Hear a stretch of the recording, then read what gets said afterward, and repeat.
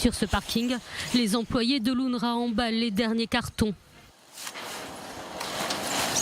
L'Agence des Nations Unies d'aide aux Palestiniens doit définitivement fermer ses portes le 30 janvier et cesser donc toute activité en Israël en vertu de la loi récemment votée par la Knesset.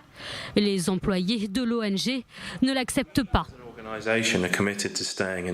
En tant qu'organisation, nous sommes déterminés à rester sur place et tenir nos engagements. La grande question est de savoir comment nous y parviendrons. C'est une décision qui nous a été imposée, c'est une décision inacceptable. La fermeture de l'UNRWA sera discutée au Conseil de sécurité de l'ONU. Une réunion d'urgence a été organisée à l'initiative de l'Algérie pour tenter d'empêcher la fin de la mission de l'Agence d'aide aux Palestiniens. L'une des solutions envisagées est d'intégrer les salariés de l'UNRWA à une autre agence de l'ONU dans la région.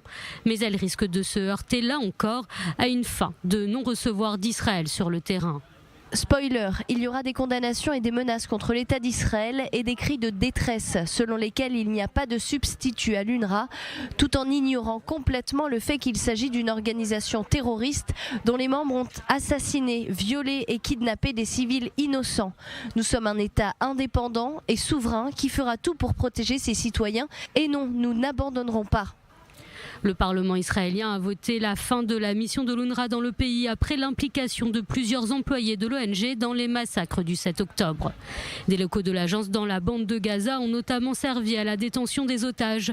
De nombreuses infrastructures comme des écoles et des dispensaires de l'UNRWA étaient utilisées par les terroristes du Hamas comme centre de commandement. Au cours de l'opération terrestre israélienne dans le territoire, de nombreuses entrées de tunnels ont été repérées dans les locaux de l'agence onusienne, tout comme des caches d'armes et des rampes de lancement de roquettes.